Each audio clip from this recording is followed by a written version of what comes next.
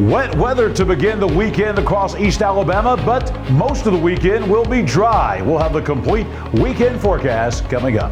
Coming up in sports, it was a busy night on the hardwood last night. That continues tonight in East Alabama. We also preview the wrestling duels for tonight and the weekend ahead. EAN Local News starts now.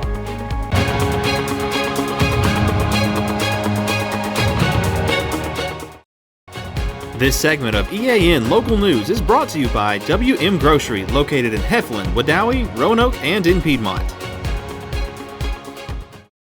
Hello, we're glad you could join us. I'm Katie Edwards.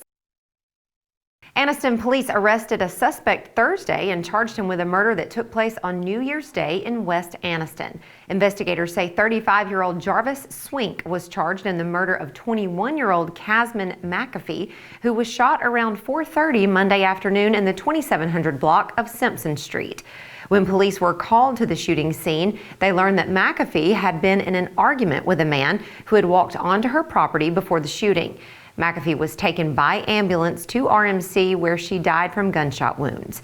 Investigators determined the identity of the alleged shooter and arrested him Thursday. He was placed in the Calhoun County Jail without bond. Lieutenant Tim Suits of the Anniston Police Department's Investigative Division says his department is still looking into this case. Anyone with information is asked to call the Investigative Division at 256-240-4000. Two women who robbed a Florida couple and murdered one of them near Mount Cheaha in 2022 have now been sentenced to federal prison. AL.com reports that U.S. District Judge R. David Proctor sentenced Yasmin Marie Hyder, 21, of Oklahoma, to 35 years in prison, and Crystal Diane Pinkins, 37, of Memphis, to life in prison. Last fall, Hyder pleaded guilty to murder, kidnapping, and robbery, and she agreed to testify against her accomplice. Pinkins was found guilty by a federal jury in September of murder, robbery, and unlawful use of a firearm during a crime of violence. Both women were charged with the murder of 22-year-old Adam Simji, a college student from Florida. He and his girlfriend, Michaela Paulus, were robbed at gunpoint during a hike near Cheaha State Park on August 14, 2022. Hyder and Pinkins asked the Florida couple for help starting a stalled vehicle, then forced them at gunpoint to a remote area where the women had been living. Simji was fatally shot as he tried to defend himself and Paulus. Since the crimes took place in Clay County, the two women are also facing state murder charges in that case. When we come back, a popular Calhoun County covered bridge has been closed because of structural problems.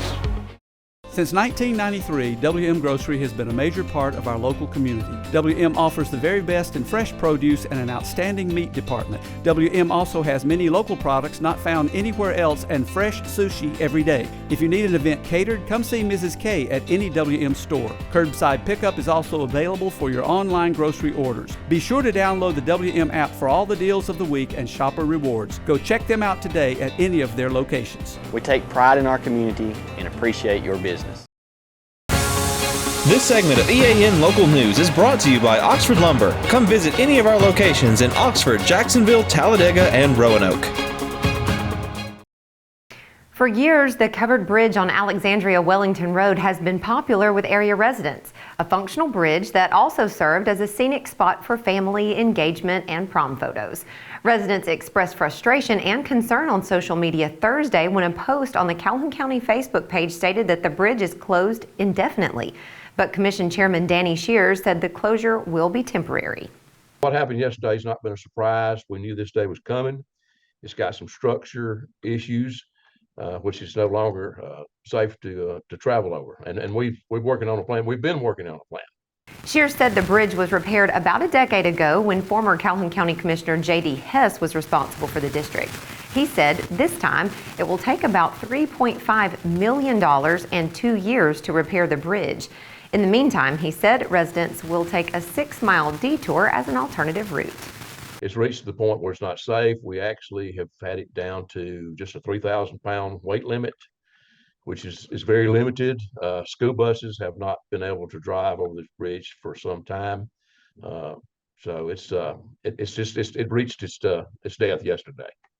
Shears said the new bridge will be concrete and that it is not clear whether they will retain the popular covered portion of the bridge. Bids will be open next month for the final 7.2-mile leg of the Cheaha Trail, which will connect the current end of the trail in Weaver with the Multimodal Center on West 4th Street in downtown Anniston. The project is estimated to cost between $4.5 million and $5.2 million, and it should take about 8 months to complete the work. Sealed bids will be received at Anniston City Hall until 10 a.m. on February the 8th, when they'll be publicly opened and read aloud. Companies that want to make a proposal must attend a pre-bid meeting at City Hall on January 25th at 10 a.m. This work will connect downtown Anniston to the Michael Tucker Park in Weaver and will involve renovation work on 5 bridges along the trail. Once the work is completed, cyclists will be able to ride from downtown Anniston all the way to the Georgia state line, where the Ladiga Trail meets the Silver Comet Trail. When we return, Anniston's warming shelter plans to reopen Sunday night after a brief break. For over 60 years, Oxford Lumber has been servicing our area, and our customer service has always been our main focus. Our customer service is what sets us apart from anyone else. From the moment you enter, our highly trained staff will treat you like family.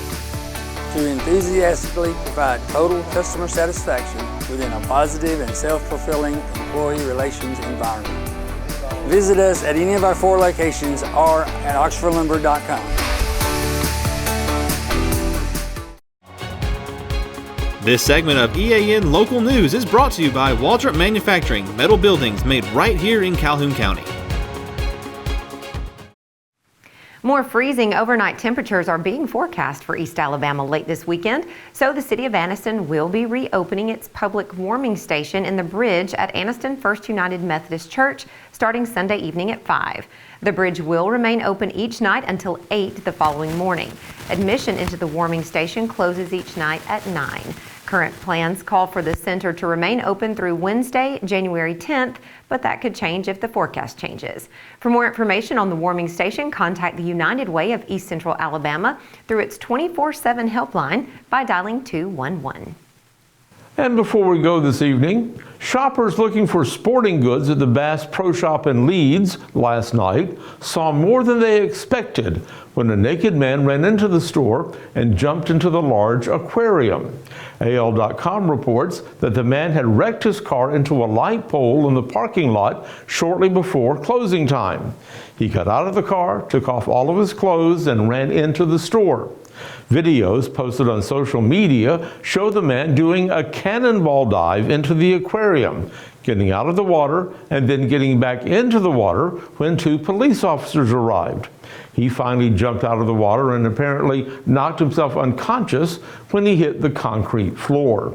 Police say 42-year-old George Owens of Surrett was arrested and taken to a local hospital for a mental evaluation before being taken to the St. Clair County Jail. He was charged with public lewdness, disorderly conduct, resisting arrest, assault on a police officer, 2 counts of first-degree criminal mischief, and 2 counts of reckless endangerment. And sometimes there's nothing else to add.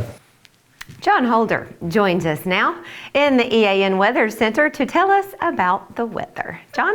Well, Mike and Katie, this is going to be a night tonight that is not going to be fit for man or beast to be outside. We're talking windy, cold, and wet weather coming up overnight. We'll have the complete forecast for all of East Alabama next.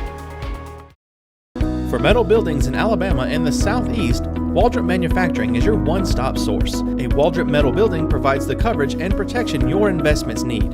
They specialize in carports, RV covers, portable buildings, and storage buildings. Stop paying rent for storage. With Waldrop's price per foot, you can actually save money by buying straight from the manufacturer. Waldrop buildings are guaranteed because Waldrop manufactures buildings with U.S. steel right here in Calhoun County. Waldrop Manufacturing, serving the entire Southeast. Give them a call today. Sunshine giving way to clouds as we move through your Friday across East Alabama. Temperatures about where they should be for this time of year. 55 for the high, our average at 54. Still another cold morning this morning. We were all the way down at 26 degrees, well below the average for this time of year. The record high 75, the record low at 11. The sun rising on your Saturday morning at 6:48 and the sun setting this evening a minute later. The days continue to slowly stretch out. 4:49 your sunset this afternoon. Weather on your street for a Friday night. Boy, it's not going to be good, folks. A 100% chance of rain out on Gladebrook Terrace in the Sachs area. 41 for the low. Winds 15 to 20 miles per hour, gusting as high as 30 tonight. Bad night outside, night where you want to be inside all across Calhoun and Cleveland counties. But it gets better tomorrow. We got a slow process coming up, a slow clearing that will take place beginning mid-morning tomorrow. Maybe some sunshine by the afternoon. Highs will remain in the mid-50s out on Peaks Hill Road in Wellington. Just be patient during the day tomorrow. I think we'll get some sunshine in here, but it's going to be after lunchtime, maybe the middle of the afternoon, before the sun makes an appearance out in northern Calhoun County in Wellington.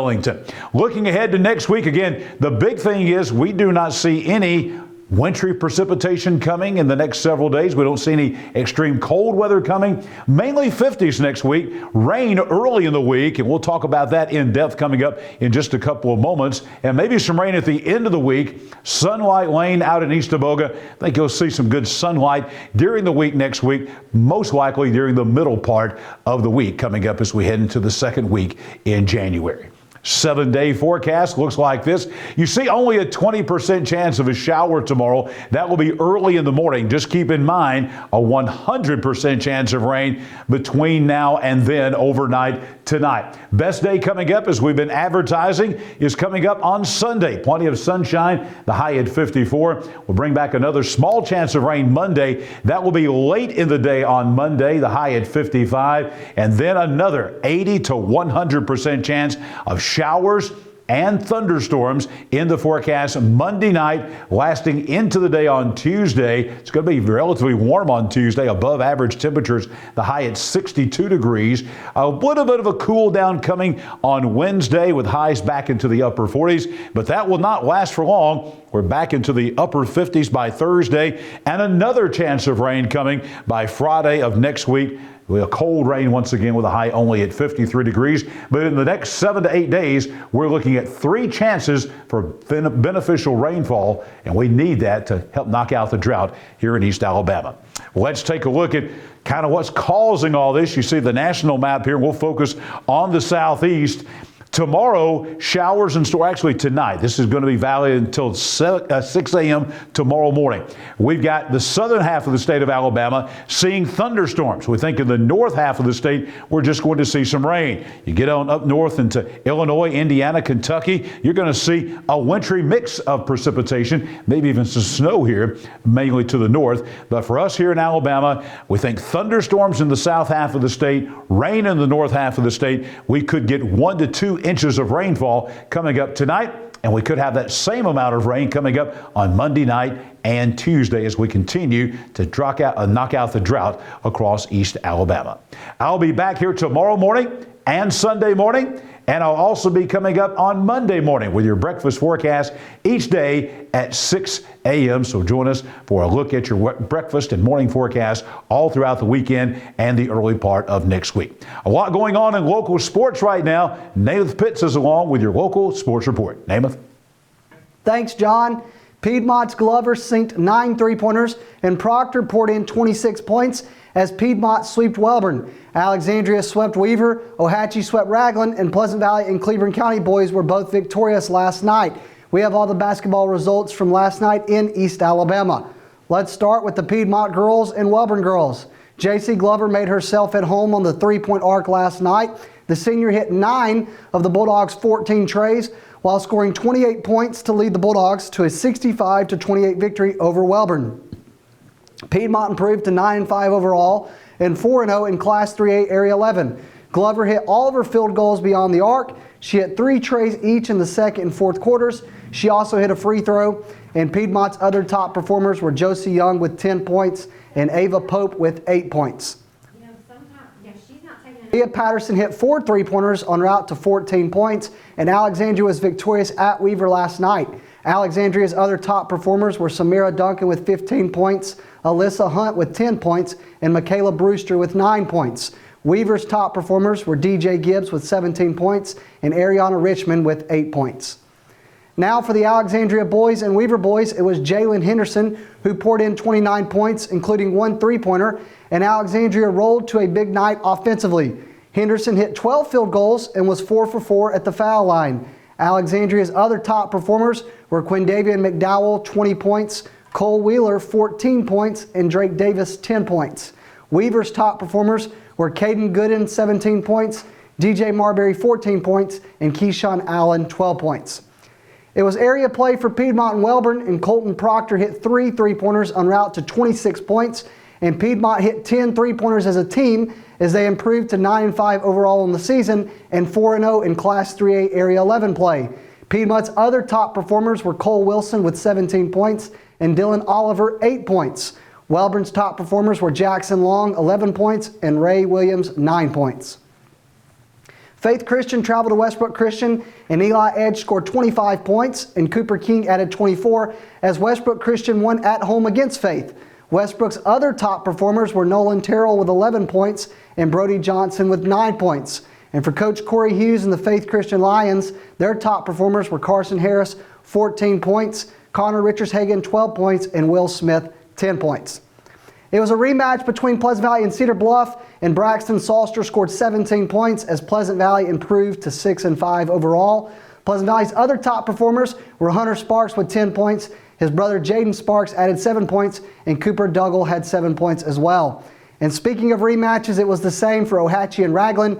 At Raglan, as Alston Carroll scored 17 points with 2 3-pointers to lead the Ohatchee Indians past the Purple Devils of Raglan. Ohatchee's top performers were Colby Hester, 14 points, and Jake Robertson, 12 points. And for the Purple Devils, it was Takorian Souls, 22 points, and Braden Collins, 20 points.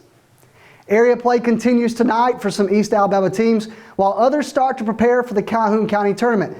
We have the preview of all the games for tonight and the weekend ahead. Let's start at Anniston, where the Bulldogs will host Talladega. Anniston's a team that's ranked number 2, they are currently ranked number 2 in the Calhoun County basketball seeding bracket, and so they're going to be the number 2 seed. Tonight they're at home in a rematch against Talladega. They won this game earlier in the season, but again, this is boys and girls. Coach Bullock's team, the girls, are still undefeated. Anniston's at home tonight against Talladega. For Alexandria White Plains, it's a rematch from earlier this season as well, where Alexandria took both games at White Plains. Tonight they play at Alexandria in a rematch, again where White Plains is looking for revenge after dropping both boys and girls last time these two teams met. The next game is Weaver and Sachs. This is an area game in Class 3 Area 11 as the Weaver Bearcats coach Bo Wynn's team goes on the road to face Coach Ginn and Sachs. This is a game that Weaver has had circled, that they've talked about since the beginning of the season. More than likely, the winner of this game is going to get the number 2 seed in the area tournament. So big stakes at the midpoint way of the season as Weaver goes on the road at Sachs. Next up, the Ohatchee Indians are in non-area play as they head up to Glencoe to face the Yellow Jackets. Again, Coach Williamson's team still looking for consistency as they make the trip up 431 to face Glencoe. Also tonight, Piedmont, this is a rematch from earlier this year where Piedmont won both of those games between boys and girls. Cedar Bluff has played a lot of Calhoun County teams, and the trend continues tonight when they host the Piedmont Bulldogs at Cedar Bluff. Also tonight, the Ranburne Bulldogs, as far as you can get to the state line, is going to host Woodland. This is a little bit of a rivalry game. These two teams are going to meet. This is an area play game as well, as Woodland goes on the road at Ranburne, who hosted the area tournament a year ago. A win over Woodland would certainly put them in the driver's seat to do it again this season. Also tonight, the Pleasant Valley Raiders, this is just boys, not girls, as Coach Hood and the Pleasant Valley Raiders get a rematch against Faith Christian. They won that game earlier this year at Pleasant Valley. They face off tonight at Faith Christian. Coach Corey Hughes and the Lions looking for a big win over Class 3A Pleasant Valley. And this weekend, this game is tomorrow. The Oxford Yellow Jackets will be on the road at Huffman, so they make the trip south of I-20 into Birmingham, where the Oxford Yellow Jackets will be on the road at Huffman to face the Vikings. Also tomorrow, the Walter Webber Panthers, who have hosted quite a lot of games on the weekends at Welborn. That trend continues when they host Coach Tommy Miller and the Jacksonville Christian Thunder. And Walter Welborn and Jacksonville Christian both playing tomorrow at Welborn. Also tomorrow, Coach Chris Randall and the White Plains Wildcats, along with Coach Sprayberry and the White Plains Ladies, will both make the trip to Piedmont to face Coach Glover and Coach Morrow. A little preview of the Calhoun County tournament about 2 weeks early, or I should say a little bit over a week early, as White Plains travels to Piedmont tomorrow. And then the Jacksonville Golden Eagles, the defending state champions, are on the road at Ramsey. This is going to be one heck of a game between Class 5A Jacksonville Golden Eagles and Ramsey, who is very talented, very athletic, and this game is going to be at Ramsey. Good test for Jacksonville as they came in at number 2 in the latest coaches basketball rankings. The state duels bracket begins next week, but in the meantime, there is one quad tonight featuring Calhoun County teams, and then one of the biggest tournaments of the wrestling year is taking place this weekend. So we have the full preview for you right now. Tonight, the Weaver Bearcats, Coach Fulmer's team, back-to-back state champions, are at home, fresh off of winning their duels region. And it's a little bit of the same here with Piedmont and Pleasant Valley coming to Weaver, except they're going to add Coach Ben Carroll and the Welborn Panthers. Again, this is just a quad as both teams prepare for tomorrow's tournament. But Coach Fulmer, back-to-back state champions, still undefeated in duels. Something to keep an eye on. Weaver has not lost yet this year in duels. They host Coach Bragg and the Piedmont Bulldogs, Coach Jonathan Nix and the Pleasant Valley Raiders, and Coach Ben Carroll and the Welborn Panthers all make the trip to Weaver tonight. And then tomorrow is one of the most anticipated tournaments of the season. It is one of the biggest every year at Cleburne County. It is the Rumble in the Jungle, and it is going to feature teams all over Alabama School for the Blind, Cherokee County, Cleburne County, Corner, Dora, Montevallo, Oak Grove making the trip from Birmingham, Oxford, Piedmont, Pleasant Valley, Ranburne, Sacs, St. John Paul II will make the trip up, or make the trip down, I should say, from the Huntsville-Madison area. Then Walter, Welborn, Weaver, and White Plains will all meet at Cleburne County tomorrow for the Rumble in the Jungle. That's it for AAM Local Sports. Let's go back over to Mike and Katie. Thank you for that update, Namath, and thank you for watching us today. You can find us here every weekday on Facebook, YouTube, or Instagram, and on our website, eastalabamanow.com. Just go to the video feed. You can watch us whenever it's convenient for you. Have a great weekend. We'll see you back here Monday for your news on your schedule.